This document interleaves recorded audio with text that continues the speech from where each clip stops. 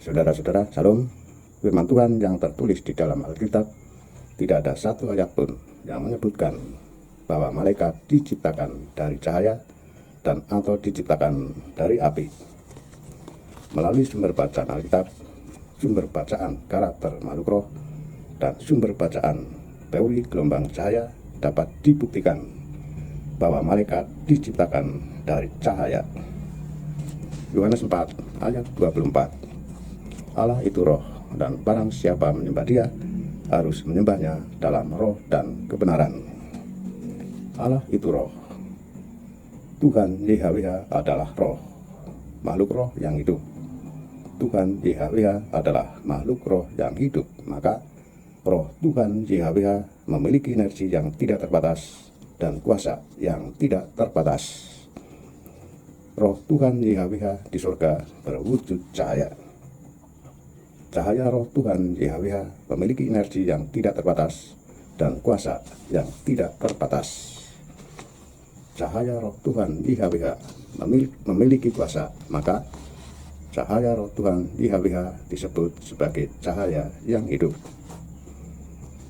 Keluaran 19 ayat 1-25. Ketika Tuhan berfirman pada Musa di Gunung Sinai, roh Tuhan YHWH dapat terbang sendiri dari surga menuju Gunung Sinai, terbang tidak menggunakan alat, terbang tidak menggunakan kendaraan untuk sampai ke Gunung Sinai. Demikian juga setelah Tuhan YHWH berfirman pada Musa, roh Tuhan YHWH kembali ke surga dengan terbang sendiri, terbang tidak menggunakan alat, dan terbang tidak menggunakan kendaraan untuk sampai ke surga. Iblis semula adalah malaikat Lucifer. Malaikat Lucifer diberi kuasa yang besar dan energi yang besar. Di alam roh, Lucifer berwujud cahaya. Cahaya roh Lucifer memiliki energi yang besar dan kuasa yang besar. Cahaya roh Lucifer memiliki kuasa, maka cahaya roh Lucifer disebut sebagai cahaya yang hidup. Wahyu 12 ayat 9. Ketika Lucifer dilempar dari surga ke bumi, roh Lucifer dapat terbang sendiri dari surga ke bumi. Terbang tidak menggunakan alat dan terbang tidak menggunakan kendaraan untuk sampai ke bumi. Di bumi, Lucifer dikenal sebagai iblis. Iblis adalah sama dengan Lucifer. Oleh karena itu, iblis memiliki energi yang besar dan kuasa yang besar. Di alam roh, iblis berwujud cahaya. Cahaya roh iblis memiliki energi yang besar dan kuasa yang besar. Cahaya roh iblis memiliki kuasa, maka cahaya roh iblis disebut sebagai cahaya yang hidup.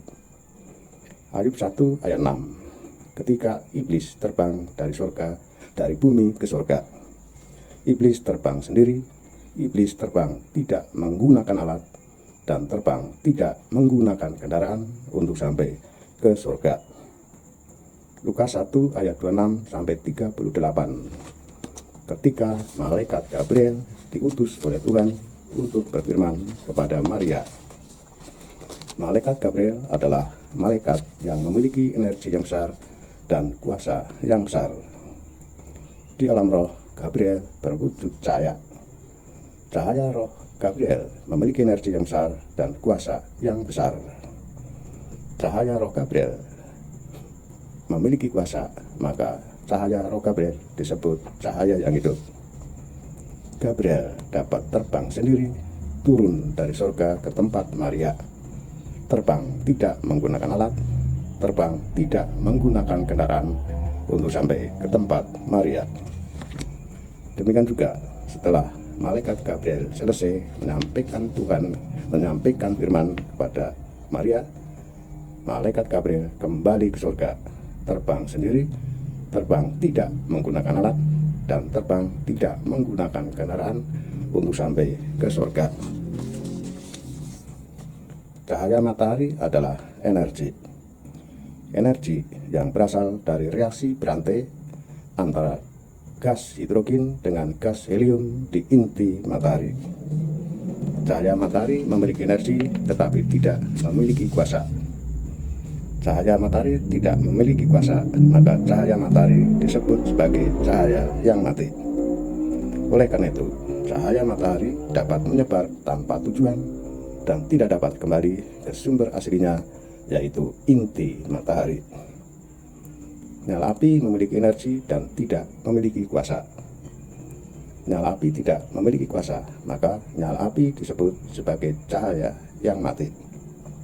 Oleh karena itu, nyala api dapat menyebar tanpa tujuan dan tidak dapat kembali ke sumber aslinya, yaitu sumber energi konvensional.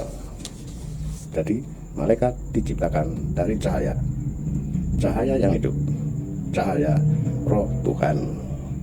Malaikat tidak diciptakan dari api, sebab api tidak memiliki kuasa. Malaikat diciptakan dari cahaya roh Tuhan. Pemahaman cahaya roh Tuhan sangat penting bagi hidup kekristenan, sebab yang pertama, dapat untuk membuktikan kebenaran firman Tuhan yang tertulis di dalam Yesaya 43 ayat 11 bahwa Yesus adalah satu-satunya Tuhan dan Juru Selamat. Yang kedua, dapat untuk membuktikan bahwa satu-satunya yang bertakhta di surga kekal untuk selama-lamanya adalah Tuhan Yesus. Tuhan Yesus adalah Bapa yang kekal. Yang ketiga, dapat untuk menjelaskan kenapa Tuhan dapat berwujud tanda-tanda alam. Yang keempat, dapat untuk menjelaskan bahwa Tuhan dapat berwujud manusia, bukan berwujud binatang. Yang kelima, dapat untuk menjelaskan bahwa Tuhan dapat berwujud lidah-lidah seperti nyala api. Yang keenam, dapat untuk menjelaskan bahwa Tuhan dapat berbentuk seekor burung merpati. Yang ketujuh, dapat untuk membuktikan bahwa doktrin keselamatan adalah benar adanya. Yang kedelapan, dapat untuk membuktikan bahwa Yesus adalah bangkit sendiri, dan lain-lainnya.